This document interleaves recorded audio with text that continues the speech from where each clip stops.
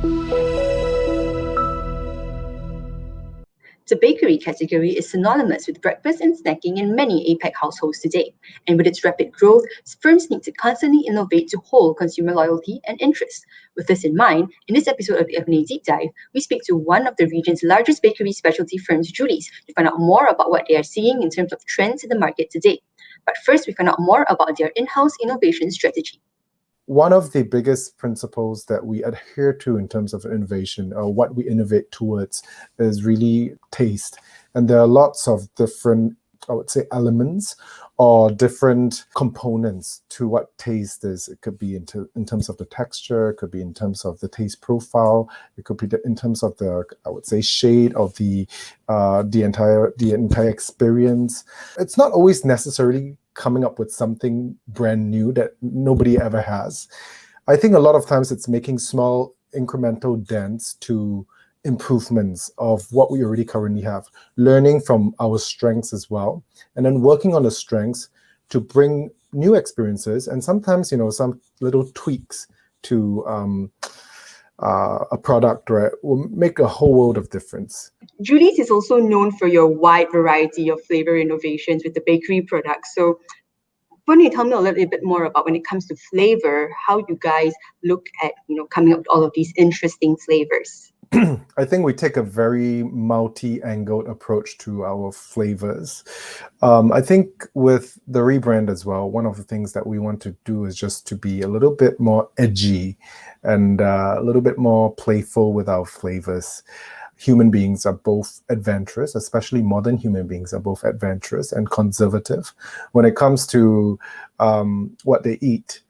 And what makes us conservative is also what makes us adventurous. So how should I? It's a little bit like a juxtaposition. You can only be adventurous if you know that you have some go-to flavors to fall back on.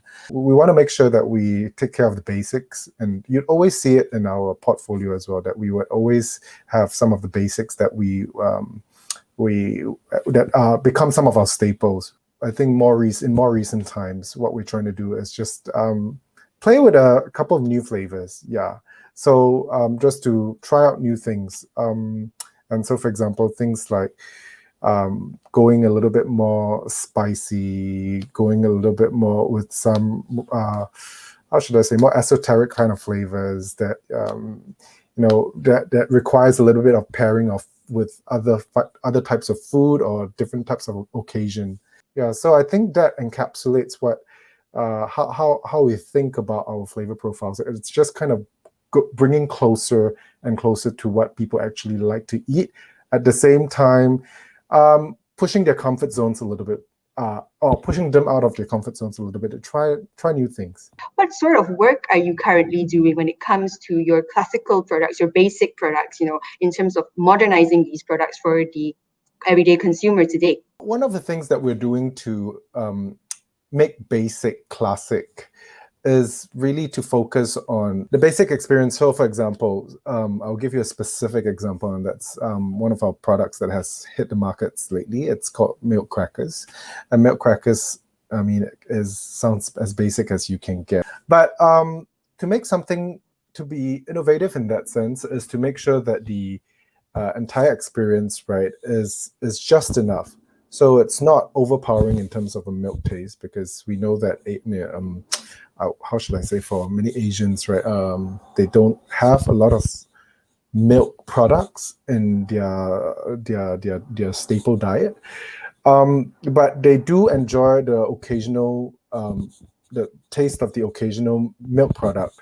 So what we want to do is to deliver that experience very efficiently, making sure that the size and the mold, and also the smell of the fragrance of the biscuit much more accessible. What about in terms of packaging innovation, looking in terms of like formats and sizes, as you mentioned? How does Julie's look at current themes or trends, and innovate accordingly for this? In terms of packaging sizes, packaging pack designs and whatnot, well, currently we've been through a extensive and comprehensive rebranding. The whole purpose of that is to make sure that our pack stands out But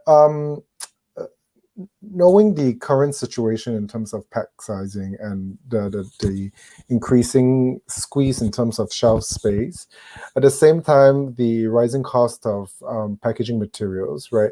We basically make innovative or smart decisions based on a prong of these multi-factors. So one of the things we also want to make sure is, for example, delivering the experience. So we always think from the manufacturing end, how challenging it is going to be for us, and also how sustainable. And this sustainable question increasingly has to come up, and we have to think about this very carefully, because we are very interested in being sustainable, clean, and green. We're not there yet, but that's definitely something that we think about very actively now. Are there any particular consumer trends that you can highlight, that you're seeing in all the markets that you are present in currently? One of them that I would like to talk about is health. Health is always such a tricky topic. What's healthy? What's healthy food may not be considered healthy food. What's unhealthy food is not always considered unhealthy as well, because health has many dimensions, and it's not just in terms of the GI index that or those kinds of metrics, right? In terms of what is considered, healthy for the body. One of the things that we talk about in terms of health and in terms of our outlook, and if you see the brand it is today, you see my color today, right? This is the girl. The outlook's very positive. And the experience that we want to deliver is also one that speaks about your psychological and your mental health.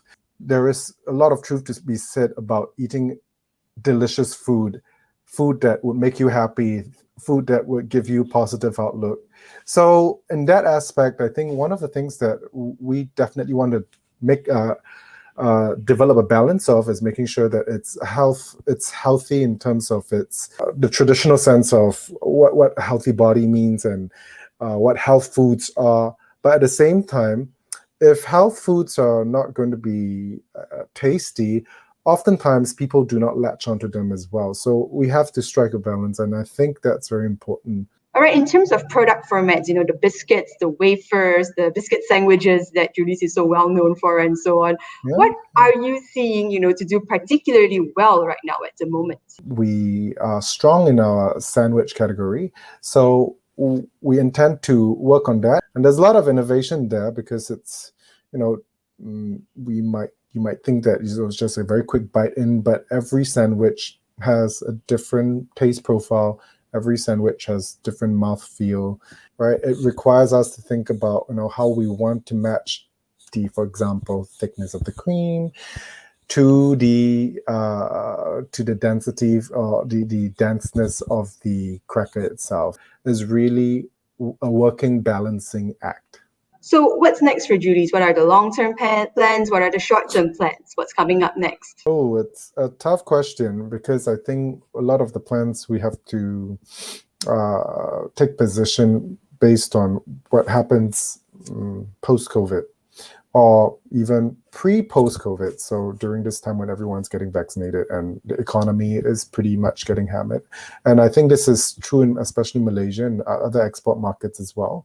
So as a result, the buying behaviors have been changing, and we are more and more attuned to that kind of data.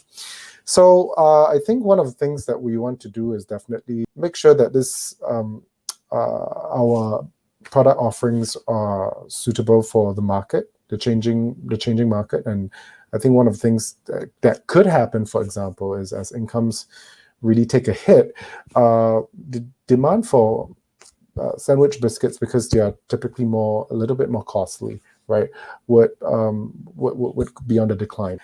So what we need to do as a biscuit brand would be to see how we can provide more interesting offerings in other formats. For example, like flavored crackers is one way that we could bring some excitement into the market to our consumers as well. And at the same time, making sure that it's affordable, or making sure that we, come up with smaller formats of biscuit sandwiches, for example.